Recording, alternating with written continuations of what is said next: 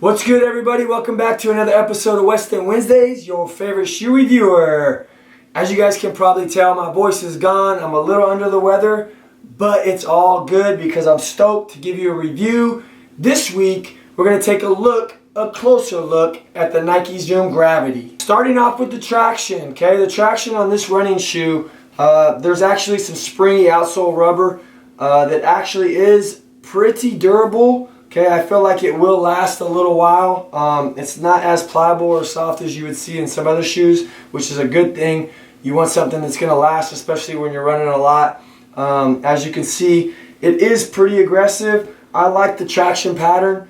You have a gray, black, and then the actual white, okay, that's mixed in with the foam. But most of the traction is placed on the heel and the forefoot, okay? As we move up, there is a zoom unit in the forefoot with this shoe, which is really cool with running shoes. I've had shoes that have just been foam, dual density foam. So to have a zoom unit, I like zoom. To have it in a running shoe is pretty cool, especially in the forefoot. I'm not exactly sure how big that unit is, but any zoom in a running shoe for me or for anybody that wants to run is a good thing, okay? So it's pretty responsive and it's very lightweight, okay? So encompassed with that is actually dual density foam. So you have one foam here on the heel, and then it transitions into a different style foam in the forefoot, okay? So that's where the dual density foam comes from.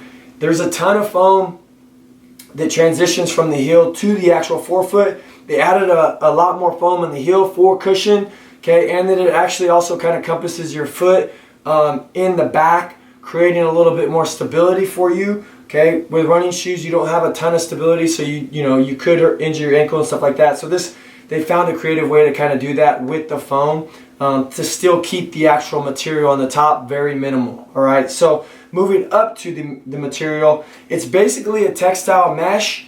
All right, there's not a lot to it, but underneath that textile mesh is some inserts. Okay, with a little bit more durability. The material is a little bit thicker, but it's only in areas like the forefoot, and then it kind of wraps around the ankle a little bit, but it's just in spots, okay? Like I said, you want to keep it really lightweight when you're dealing with running shoes. They did that. Also with the upper, they actually also provided a nice little overlay right here with the toe on the actual medial side of the upper for durability issues. That way it doesn't tear your shoe, especially with that textile mesh. You get a rip, it's gone. So they're going to help you cover that with a little bit right there. Now, as far as some of the stylistic cues with this particular colorway, they actually provide a really dope Nike sign. It's like a multicolor. My wife actually said it looks like felt from a distance, which it does. I mean, when you look at it, you're like, what the heck?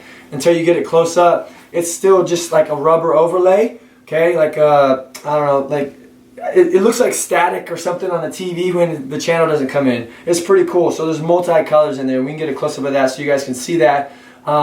So it has that design on the actual lateral and medial side, which is cool. That's the standout feature of this shoe, in my opinion. Okay, and it's actually what really drew me to it, along with it being all white running shoe, which is pretty cool. So the actual engineered for fast, tested for speed, no excuses, just run. Okay, that label right there is actually on the lateral side at the heel, and then they have that logo on the tongue as well. Okay. And then on the tongue it says Nike Zoom Gravity, just do it, okay, run fast.